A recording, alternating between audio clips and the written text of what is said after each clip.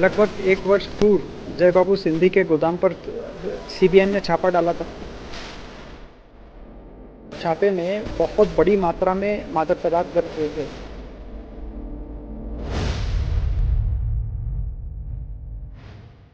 छह व्यक्तियों को तो गिरफ्तार कर लिया जा चुका है।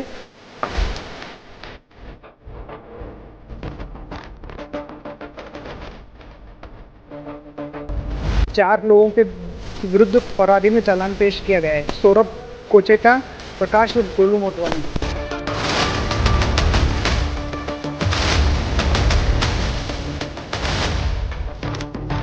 बहुत बड़ी करोड़ों रुपयों की मात्रा में राशि को फ्रीज किया गया है। इनकी संपत्तियों को भी फ्रीज किया गया है और इनके विरुद्ध सफेमा में भी कार्रवाई चल रही है।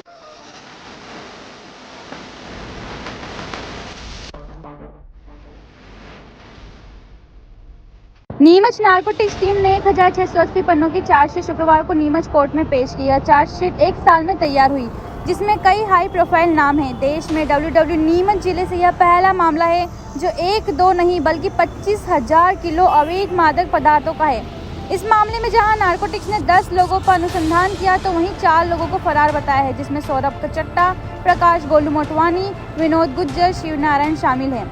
जबकि इस केस में इनके मास्टरमाइंड कुख्यात तस्कर बाबू सिंधी और बर्खास्त पुलिसकर्मी पंकज कुमावत शामिल है।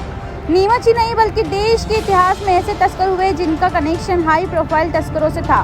बड़े बड़े विभागों के अफसरों का रिमोट इन तस्करों के हाथों में चलता है। बिंदास लाइफ जीते इन तस्करों के बुरे दिन तब शुरू हुए जब 1 साल पहले सेंटर नारकोटिक्स टीम ने कुख्यात तस्कर बाबू सिंधी के गोदाम पर दबिश की। इस गोदाम से 1-2 नहीं बल्कि 25,000 किलो अवैध मादक पदार्थ डोडा-चूड़ा बरामद हुआ है। यह अवैध मादक पदार्थ गेहूं में मिलाकर सप्लाई किया जाता था, जिसमें नीमच के नामचीन व्यापारी भी शामिल थे। हाल ही में बॉर्डर पार करवाने वाला और पुलिस विभागों में तालमेल बिठाने वाला आरक्षक पंकज कुमावत भी सलाखों के पीछे जा चुका है। लगभग 1 वर्ष पूर्व जय बाबू सिंधी के गोदाम पर सीबीआई ने छापा डाला था। उस छापे में बहुत बड़ी मात्रा में मादक पदार्थ जब्त हुए थे। ये मादक पदार्थ डोडा-चूड़ा और अफीम हैं। डोडा-चूड़ा में गेहूं मिलाकर छद्म रूप से गेहूं की सप्लाई बताकर डोडा-चूड़ा सप्लाई किया जाता था। इसकी मात्रा लगभग 25,000 किलो मात्रा का ये प्रकरण है। ये एक बहुत बड़ा मामला है। इसमें लगभग 6 व्यक्तियों को तो गिरफ्तार कर लिया जा चुका है और अनेक व्यक्तियों की गिरफ्तारी बाकी है। 4 लोगों के विरुद्ध फरारी में चालान पेश किया गया है। जिन लोगों के विरुद्ध फरारी में चालान पेश किया गया है वे हैं सौरभ कोचेटा, शिवचरण गुजर, विनोद गुजर, प्रकाश और गोलू मोटवानी। इस डायरी को पेश करने में लगभग 1 साल में 2 दिन कम लगा और क्या बोलते हैं एक लंबा इन्वेस्टिगेशन था। इस इन्वेस्टिगेशन का बहुत महत्वपूर्ण था। ये नीमच जिले के इतिहास में ये पहला प्रकरण है और हो सकता है कि मध्य प्रदेश या देश के इतिहास में भी ये इसी स्थिति हो सकती है, क्योंकि इसमें अनुसंधान में लगभग 1 वर्ष लगा और अभी भी अनुसंधान में 1 वर्ष से और ज़्यादा समय लगने की संभावना थी, लेकिन इसलिए कि कानून में प्रावधान 1 वर्ष का है, इसलिए 1 वर्ष के भीतर अनुसंधान को शीघ्र पूरा करके और ये अनुसंधान किया गया और फिर माननीय न्यायालय के समक्ष परिवाद पत्र प्रस्तुत किया गया।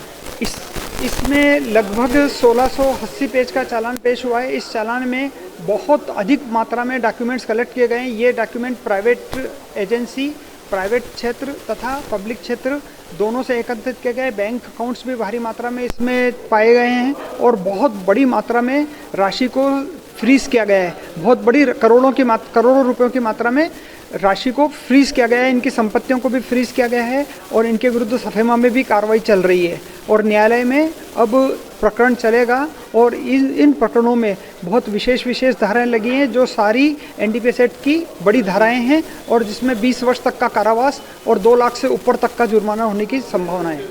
देखिए, अभी इसमें अनुसंधान करीब 10 लोगों के विरुद्ध तो पूरा हो चुका है और आने वाले दिनों में जो 4 लोग हैं उनकी गिरफ्तारी शेष है। इन लोगों की गिरफ्तारी के पश्चात भी इसमें अनेक लोगों के सामने आने की संभावना है। ये जो सारी कार्रवाई की जाती थी ये एक बहुत बड़ा ड्रग कार्टेल का सिंडिकेट है। इस सिंडिकेट में बहुत से लोग शरीक हैं और मादक पदार्थों की बड़ी मात्रा में बहुत पुराने समय से ये तस्करी चली आ रही है। वैसे मैं आपको इस बिंदु पे यह बताना चाहूँगा कि नीमच शहर में ही बहुत बड़ी मात्रा में डोडा चूरा की तस्करी छद्म रूप से की जाती थी, लेकिन वो इस तरह से की जाती थी कि न तो वो लोग कभी सामने आ पाए, न कभी ये पता पड़ पाया कि इस प्रकार का व्यापार नीमच शहर में पनप रहा है। ये अभी पिछले 1 साल जब ये रेड हुई तब ये सामने आया कि डोडा चूरा को किस किस तरह से इसमें जो इनके मोडस ऑपरेंडी है, अपराध करने का जो आशय है, वो यदि आप देखेंगे तो आश्चर्यचकित हो जाएंगे कि सप्लाई गेहूं की जाती थी और उस गेहूं में डोडा चूरा मिला दिया जाता था। तो शुरू से लेके अंत तक के छोर पे ये पता नहीं चल पाता था कि ये जो जा रहा है ये मादक द्रव्य जा रहा है।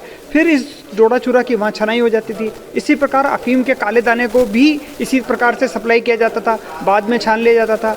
तो ये एक बहुत बड़ा मामला है जिसमें डोडा चूरा और अफीम की तस्करी करने के लिए बहुत बड़े आपराधिक आशय का निर्माण किया, आपराधिक षड्यंत्र किया। इन सभी लोगों ने बड़ी मात्रा में आपराधिक षड्यंत्र किया और इस पूरे मामले में यदि देखा जाए तो शहर के बहुत बड़े बड़े अपराधी जगत से जुड़े हुए लोग इसमें शरीक हैं और बहुत बड़े अपराध की कल्पना करके उसको साकार रूप दिया गया है। अभी ये नहीं कहा जा सकता कि इसमें किसके नाम के आने की संभावना है, किसके नाम के आने की संभावना नहीं है। जिनकी संभावना थी वो सारे नाम आ चुके हैं और अभी 4 गिरफ्तारियां शेष हैं। उन 4 गिरफ्तारियों की बाद हो सकता है कि और भी संभावित कुछ नाम आ सकते। इस प्रकरण में 6 लोगों की गिरफ्तारी हो चुकी है। वो 6 लोग इसमें गिरफ्तार हैं और वो जो लोग हैं वो क्या बोलते हैं, एक तो उसमें जय बाबू सिंधी है, एक अनुराग एरन है, एक राजेंद्र शर्मा है, एक अशोक डांगी है, एक पंकज कुमावत है और एक कैलाश चंद गदिया है। ये पंकज कुमावत जो है ये इसकी भूमिका इस प्रकार से बताई गई है कि ये यहाँ से बाउंड्री तक, राजस्थान की बाउंड्री तक मतलब एक्सकॉर्ट करता था और जय बाबू और ये दोनों मिल के बड़ी मात्रा में तस्करी करते थे। और ये लोग जो हैं एक दूसरे को आपस में पैसों का लेन देन करते थे, ज़मीनें खरीदते थे और इनके पास बड़ी बड़ी गाड़ियां हैं जिन गाड़ियों के संरक्षण में ये डोडा चूरा और अफीम की तस्करी करते थे। ऐसा सुनने में आया है, पहले तो इसको निलंबित किया था, लेकिन ऐसा सुनने में आया है कि अभी इस आरक्षक को बर्खास्त भी किया जा चुका है। वो उनके अपने पुलिस के कोई कारण रहे होंगे। आने वाले दिनों में इन सभी आरोपियों के विरुद्ध चार्ज लगेगा। चार्ज होने के बाद विचारण शुरू होगा। विचारण के दौरान अभियोजन के द्वारा साक्ष्य प्रस्तुत की जाएगी। उस साक्ष्य के आधार पे इनको भी बचाव का मौका दिया जाएगा। ये भी अपना बचाव इसमें कर सकते हैं, लेकिन चूंकि इनके गोदाम से ही बरामदगी है इसलिए इसमें किसी भी प्रकार के बचाव की संभावना नहीं है। और जो चार्जशीट इनके अगेंस्ट पेश की गई है उस चार्जशीट में बहुत ही पुख्ता सबूत इन लोगों के खिलाफ है। इसलिए ट्रायल के दौरान ऐसी उम्मीद की जा रही है कि इन लोगों के विरुद्ध भारी मात्रा में अपराध सिद्ध होगा और इन लोगों को बड़ी से बड़ी सजा मिलने की संभावना है। Bureau report MP44 news.